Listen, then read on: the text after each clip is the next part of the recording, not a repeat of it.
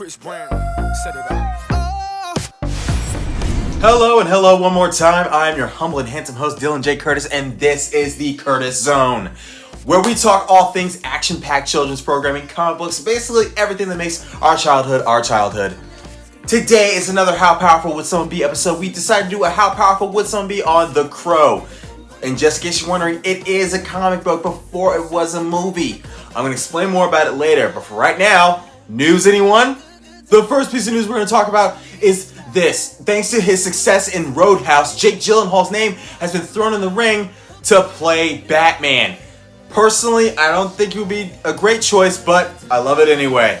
This next piece of news from the world of Paramount, they are saying that this upcoming Danny Phantom film will produce 3 different versions of Danny Phantom from the past, present, and the future, which means that we are going to be seeing a lot of time travel in this film.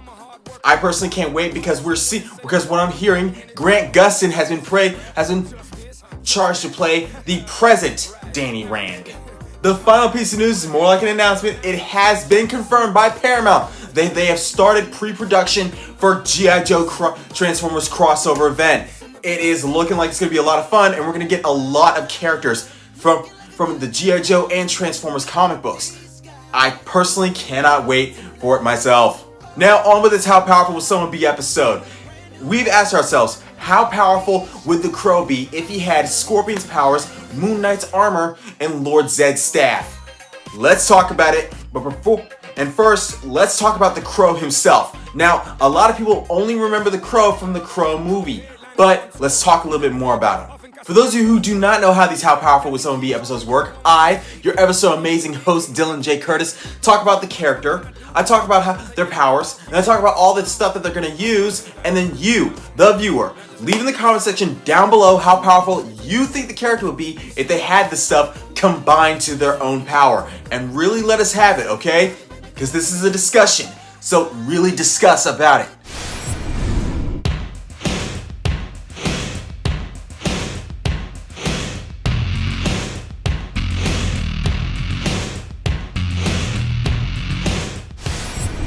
The Crow comic books were originally published in 1989. It was created by James O'Barr due to the fact that James O'Barr was trying to cope with the fact that his wife passed away.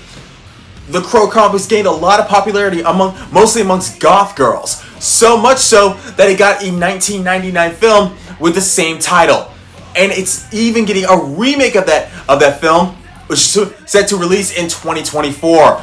I cannot wait for it myself. I hope that you guys can't wait either.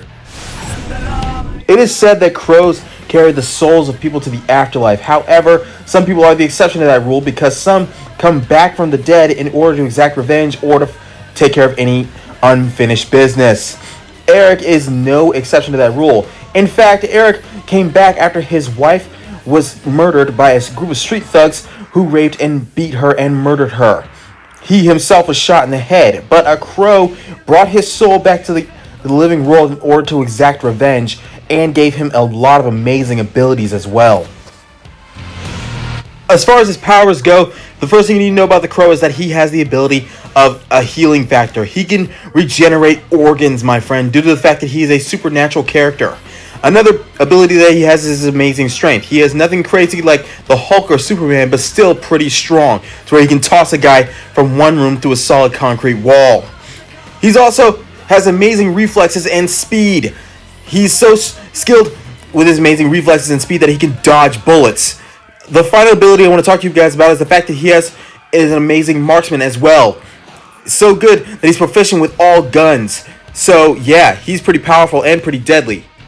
With all that said and done, let's talk about how powerful he would be if he had some stuff. Let's start with Scorpion's powers, and then you talk about down below how powerful you think the Crow would be if he had this stuff combined to his own power.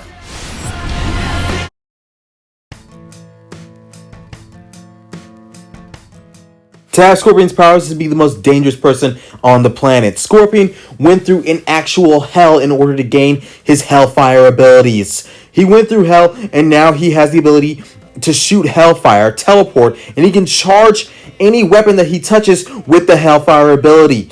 And because of this, he can slice through anyone with precision. This is due to the fact that he's also a ninja. So yeah, imagine his powers in the hands of the Crow.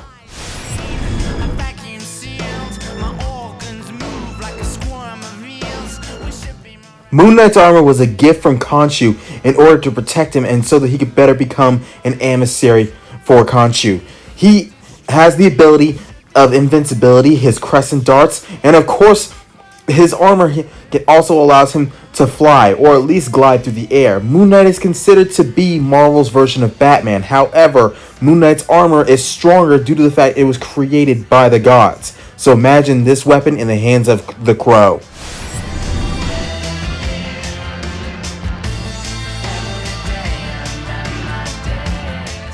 Lord Zedd's staff is powered by the energy of evil itself. It has the ability to turn anything into anything else. It manipulates matter on a submolecular level. This is how Lord Zedd was able to create his monsters through it.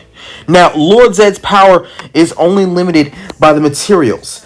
If the materials are substantial enough, he could use them to create any monster that he wants. He can create monsters as big or as large as he wants them to be, as powerful or as weak as he wants them to be. So imagine this power in the hands of the Crow and tell me, how powerful do you think he'd be? And that brings another episode of the Curtis Zone to a screeching close, ladies and gentlemen. I cannot wait for you guys to get in the comment section and talk about how powerful you think the character would be. So let's get to this. Let's get into it, alright? Don't be afraid. Really let us have it, okay? Now, with all that said, I hope that everybody gives some love for our sponsors, Coastal Waste and Recycling, because, well, you know what I'm going to say. Your garbage powers someone's world.